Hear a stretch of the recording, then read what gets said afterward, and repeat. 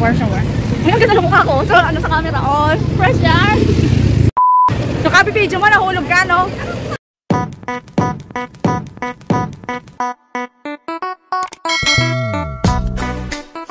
Hello mga ka-trip! Welcome back sa ating YouTube channel. It's me again, Majang, ang vlogger nyong hindi na po kunyang. Dapat ang tawag na sa akin ngayon ay tampal. Tampal means tambay na palamunin. Char! So for today's video ay samahan niyo ako mag-get ready with me. Charot! Charot! Charot! Charot! Charot! Ang totoo niyan, ayan ay nag-practice laan talaga maglagay ng kung ano-anong kolorete sa mukha at yan ay naghahanda para sa big day. Ay, huy! Huwag kayo masyadong assuming sa big day na inagaon. At yan ay maabay laang. Itusera laang yung kunyang ninyong yaan. Halay niyang mag-makeup. Ay yan ay ang kwanlaan sa mukha ay pulbo, eyeliner, at lipstick. Pinakamahirap talagang part sa akin kapag naglalagay ako ng makeup ay ang paglalagay po ng mascara dahil natural po na nakapilantik yung pilik mata ko. Kaya messy siya masyado. At hindi rin po ako naglalagay ng eyebrow dahil natural din po yung aking kilay na makapal at saka naka-align naman na talaga. Kaya hindi ako nakikilay. So, ayan ang ating final look. Look at this. Ipupuyod lang natin ng konti yan. At viola. Lagay-lagay ng ribbon. Kala mo, Koreana. Oh. Outfit check. Barbie!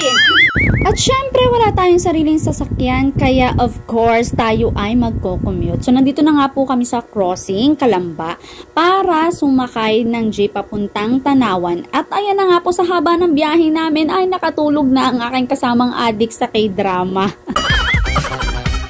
So, from Tanawan Palengke, nag-transfer kami ng another jeep na papunta ng Santo Tomas, Batangas at dito na nga kami ibinaba.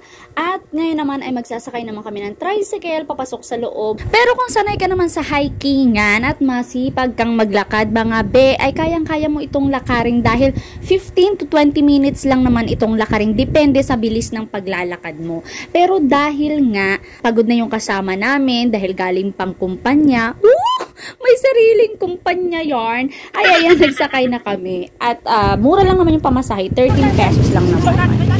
Oh, sino ka dyan? Oh, shortcut daw. Char. Kala mo, alam na alam eh.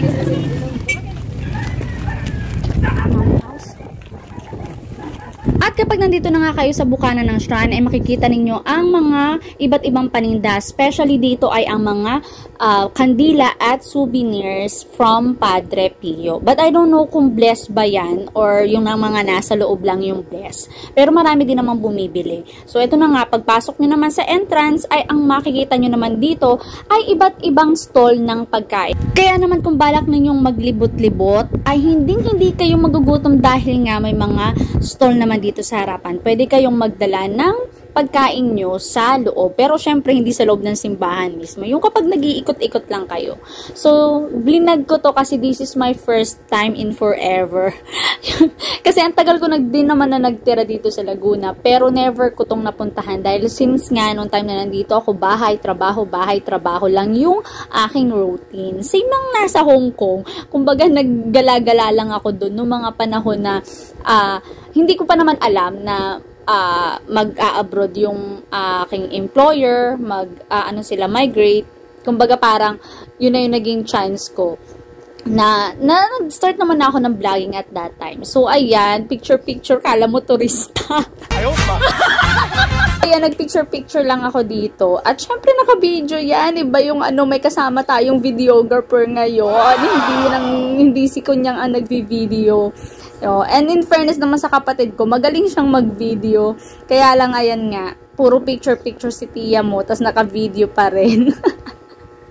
Kita nyo naman, diba, ang daming tao as in. Pero dumating kami dito ng 3:30. At ang sunod na misa ay 4 o'clock. So, meron kaming 30 minutes para libutin itong buong Padre Pio. But sad to say, hindi ko po siya talaga nalibot as in buong Padre Pio dahil limited yung time, hinahabol ko lang naman talaga dito is yung misa, hindi naman talaga para mamasyal-masyal. At ang maganda dito, meron na silang QR code na kung saan i-scan mo siya sa cellphone nyo at makikita nyo na yung map. Hindi kayo maliligaw kung saan kayo pupunta pag bet na bet nyo ang paglilibot dito. So, yung QR code ay makikita ninyo dito sa left side, mababasa nyo dyan yung Saint Maria Vianney, makikita nyo kaagad yun. So, dito kami muna nag-una sa right side. since nandito daw yung mga kailangan mong puntahan kapag meron kang karamdaman. So dito makikita namin halos ay mga buong family, yung namamasyal, magjowa, mag-asawa, mga magkakaibigan. Yung iba naka-uniform, may napansin ako na parang galing yata sila sa company.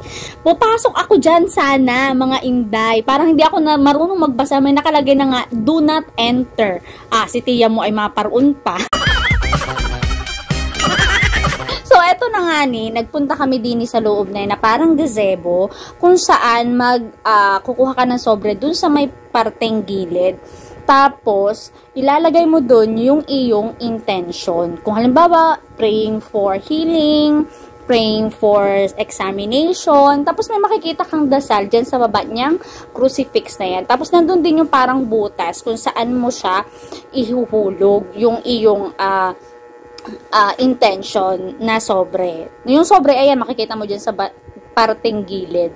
Tapos, bahala ka na maglagay kung magkano yung gusto mong ilagay na amount para sa iyong intention. So, dyan yan, sulat-sulat si tiya mo, healing for shoulder natin, at saka healing para dun sa isang tao na kakilala ko na suffering from heart disease.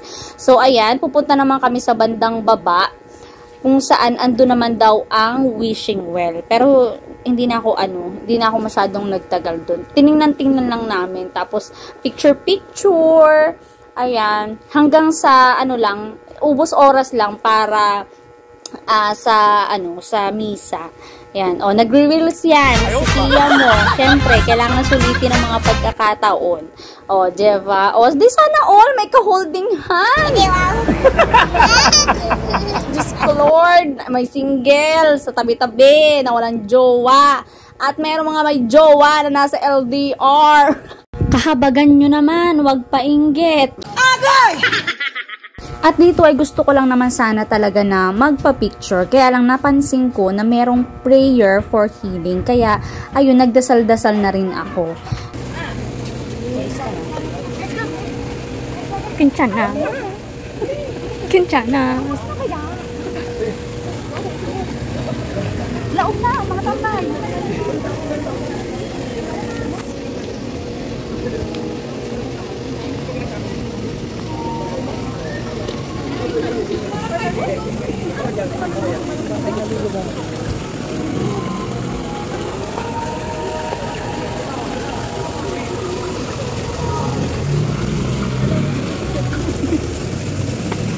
Naka-picture ka dun, te?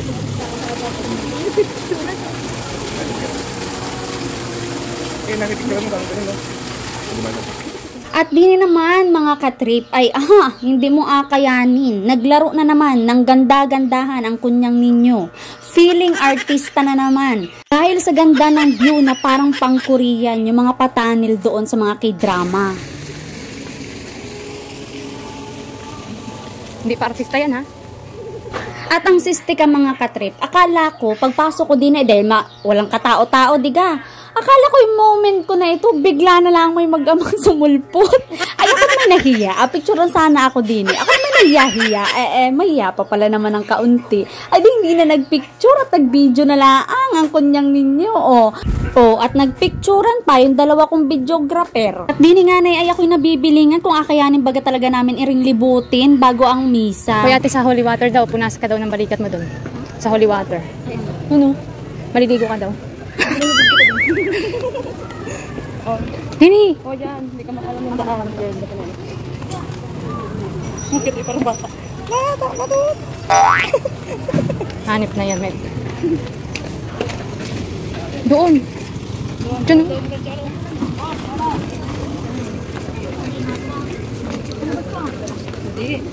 Lalabas ka na namin, malapit ka na masunog eh. Masunog. Hindi kailangan nyo ng holy water para makusok ka man. Sabi ko sa'yo. May naman nag-vlog na doon.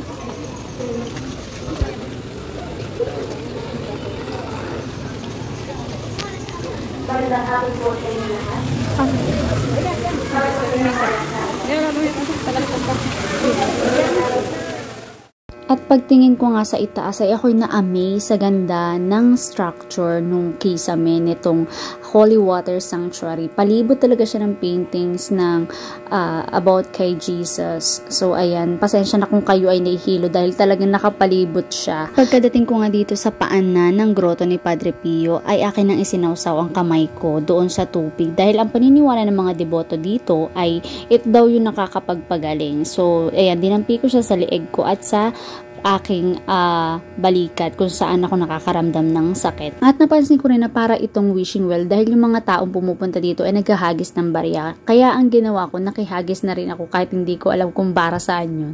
And ito yung last stop namin bago kami pumunta sa simbahan dahil nagsisimula na po ang misa. Bumili ako ng candle. Tapos every candle, yung mga color niya, meron siyang may meaning. So hindi ko siya kinuhang lahat. Kinuha ko lang kung ano yung talagang gusto kong ipag-pray. Tapos parang 11 pesos ang isa niya. Tapos may pagtitirikan ka dyan sa may bandang tapat lang din naman ng tindahan. Katabi mismo nung Holy Water Sanctuary. So ayan, magbabayad na si Kunyang Ninyo. Actually nagmamadali na po kami dyan. Dahil magsisimula na po ang misa. So ayan, ito na yung pinakang last stop namin. Tapos after this, diretso na po kami sa simbahan. So meron din nakalagay dito sa entrance niyan na mga designated meaning ng bawat candles, color ng candles. Tapos ipapatong mo lang dyan sa tirikan ng kandila, yung kandila na pinili mo. Tapos magpipray ka, ganun. Tapos dito pwede yata yung matangkad na kandila. Mataas na kandila. Kasi dun sa kabilang side, sa left side nung sanctuary, ay may nakanote doon na bawal magtirik ng mahabang kandila. Yung maliliit lang. So dito, meron dito sa kabilang side nito na pwede kang magtirik doon. Dito po sa part na to ay tapos na po yung misa. Hindi ko na siya vlinag dahil para makapag-focus tayo sa misa at hindi sa pag-video. Nakakatuwa po dahil ang attending priest ng misa na na-attenda namin ay taga Marinduque, which is si Father Christian San Juan. So dito po kami dumaan sa may left side ng shrine, which is yung papunta sa parking lot. Tapos may makikita din po kayo yung souvenirs shops at saka iba't ibang kainan. So dito na kami dumaan dahil bibili ng souvenir yung kasama namin. And that is for today's vlog mga katrip. See you in my next vlog. It's me again, Machang, ang vlogger nyo kanya na sabi na kahit ganun kahirap ang buhay, don't forget to smile. Pagdawa ka to ng mga person dahil traffic. Traffic.